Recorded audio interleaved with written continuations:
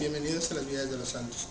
El santo relevante para esta semana, con festividad del 31 de julio, es San Ignacio de Loyola.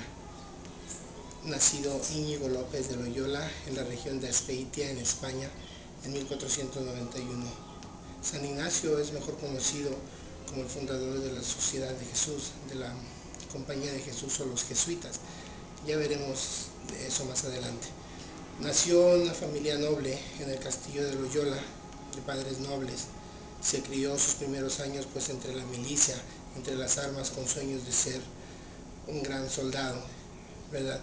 A la edad de 16 años su madre muere y su padre lo manda al servicio del señor Juan Velázquez, que era contador y consejero del rey, y desde allí inicia una vida de cortesano en las cortes del rey, atendiendo asuntos del rey, mezclándose entre la vida de la corte, ¿verdad? Que después describiría pues como vida vana, mundana.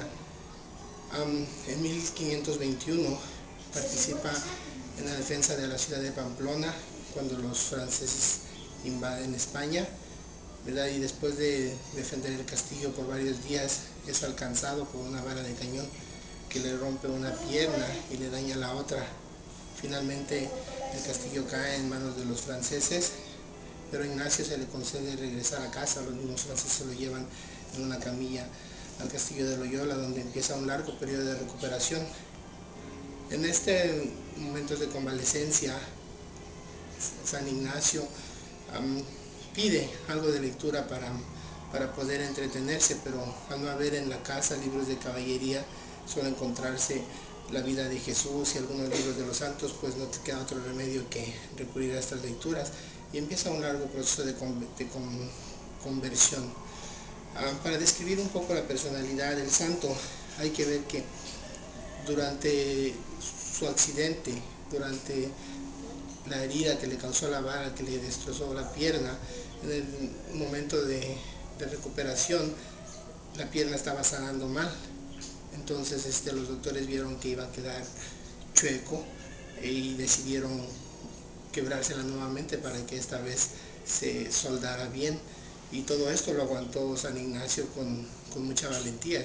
Era un hombre recio, ¿verdad? E incluso cuentan en su autobiografía que para fin de que la pierna no volviera a sanar de una forma correcta, se colgaban unas pesas en el pie herido para estirarlo durante el proyecto de sanación, y de esa forma hacer que la pierna pues sanara derecho. Esto nada más para ver qué tipo de carácter que tenía San Ignacio de Loyola, pero bueno, eso le serviría después, pero de otra forma.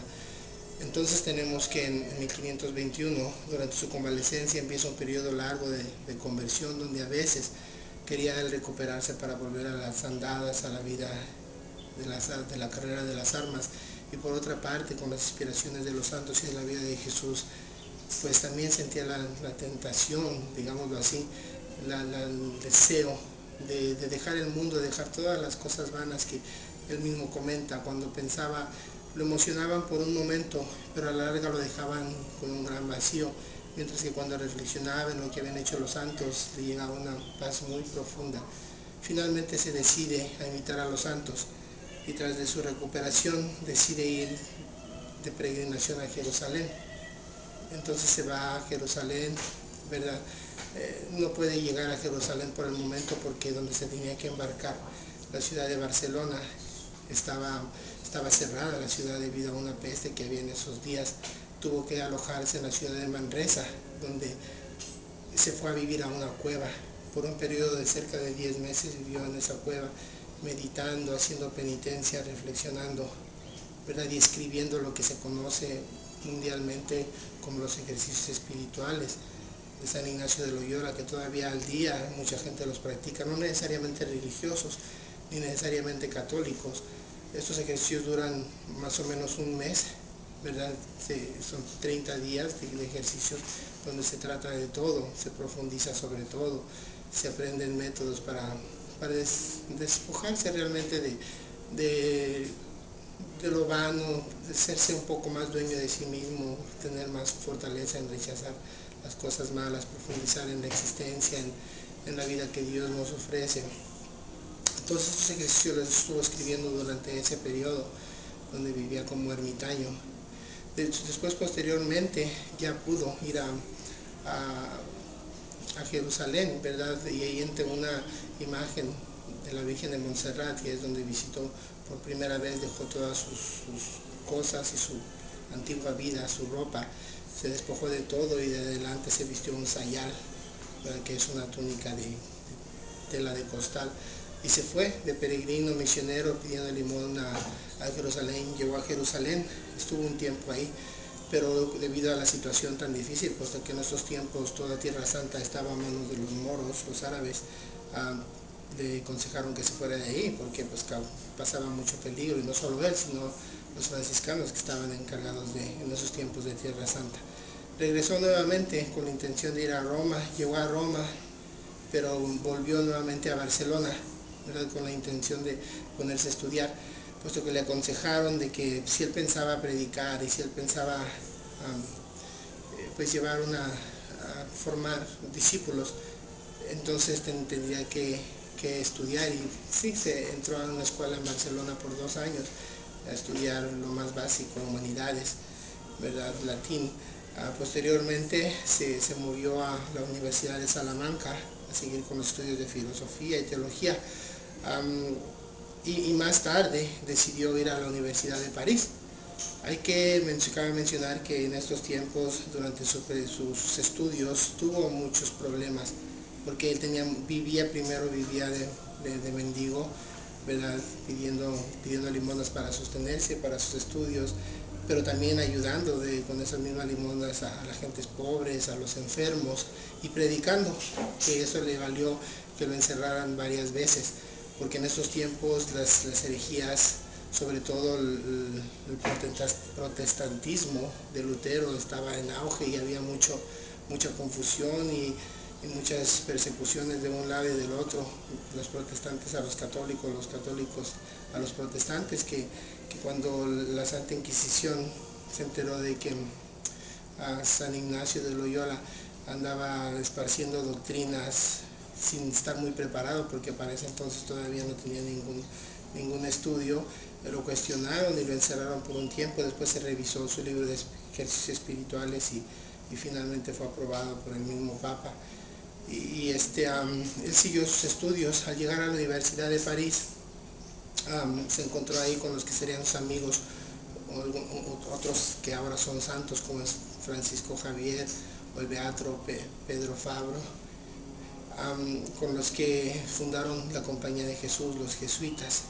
En un principio, pues cuenta él mismo como estos jóvenes lo rechazaban, ¿verdad? Puesto que San Ignacio ya tenía más de 30 años, ellos eran jóvenes estudiantes. San Ignacio pues vestía humildemente y todo el tiempo hablando de Dios. Imagínense en esos días, ahí viene el ermitaño, el santo, todos le huían, pero a fin de cuentas se los ganaba por su amor, por la verdad que llevaba, por su mansedumbre, y terminaron uniéndosele a algunos otros más, con los cuales formaron la Sociedad de Jesús.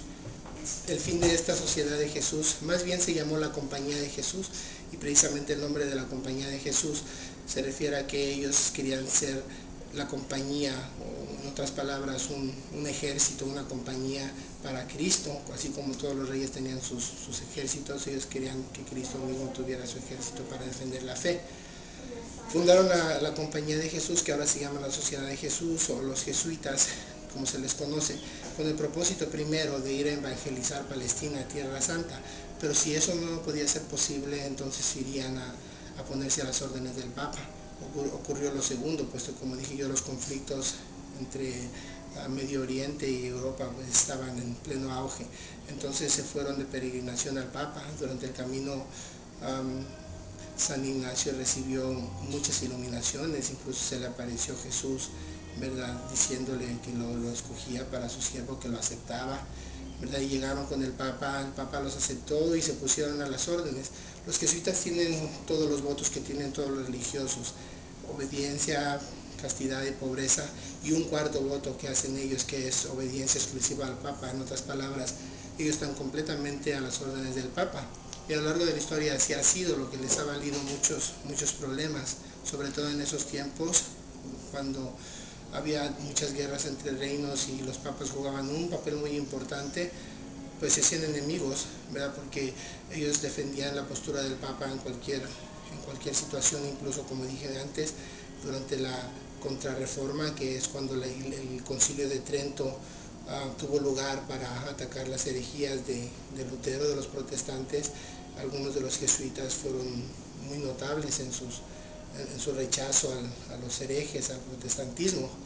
Y en muchos países también los expulsaron por la misma causa, que eran muy controversiales. Todavía a la fecha, los jesuitas son conocidos como grandes educadores, grandes científicos, y les acarrea problemas, porque como sabemos, muchas de las autoridades no les conviene que la gente esté preparado, que la gente conozca. Y ha pasado a lo largo de los años, me da un tiempo en que llegó la supresión a tal grado que el Papa se vio obligado a suprimirlos, a terminar con la orden, y así duró por poco de 40 años. Los jesuitas desaparecieron como organización religiosa, después volvieron a ser reinstalados en 1814. Y de ahí en adelante pues sabemos que han estado en todas las partes del mundo donde hay conflictos, ¿verdad? En los lugares más pobres, donde hay necesidad, en los colegios, en las escuelas, en lugares de estudios donde se realizan investigaciones científicas, por ejemplo el Observatorio Romano, ¿verdad? O muchas otras instituciones donde realizan investigaciones a su vez. Y el fundador de los jesuitas, como dije yo, es San Ignacio de Loyola. Después de que San Ignacio con sus amigos, con sus discípulos llegaron a Roma y fundaron oficialmente la organización, la Sociedad de Jesús, Ignacio ya no se volvió a mover de Roma. Estamos hablando del 1540, se dedicó exclusivamente desde ahí a manejar toda la orden, que ya había crecido desde 10 miembros, los amigos que salieron del Colegio de París, hasta 1000 miembros que ahora ya se estaban extendiendo por todo el mundo. Tenemos por ejemplo San Francisco Javier, que es santo patrono de las misiones, fue quien se dirigió hacia la India, hacia nuevos cristianos ahí, ¿verdad? También tenemos a los misioneros que fueron a Sudamérica, a Portugal, a toda Europa, y en todas partes dando muy grandes frutos, todos con el espíritu de San Ignacio de Loyola. Finalmente San Ignacio de Loyola muere en 1556, muere repentinamente, tranquilamente. Durante su vida había estado muchas veces enfermo, entonces a nadie le cayó de extraño que enfermara una vez más, y murió incluso sin recibir la Eucaristía, al último, como decimos nosotros, el sacramento de la unción de los enfermos. Y muere en 1556, pero los jesuitas ahora por todo el mundo, con cerca de 19.000 miembros y algunas cerca de 500 colegios, universidades, casas de ayuda en todo el mundo, ¿verdad? Y su fundador, San Ignacio de Loyola, intercede por nosotros. Y esta es brevemente la historia de San Ignacio de Loyola. Muchas gracias por escuchar y nos veremos la próxima semana con el Santo del Día.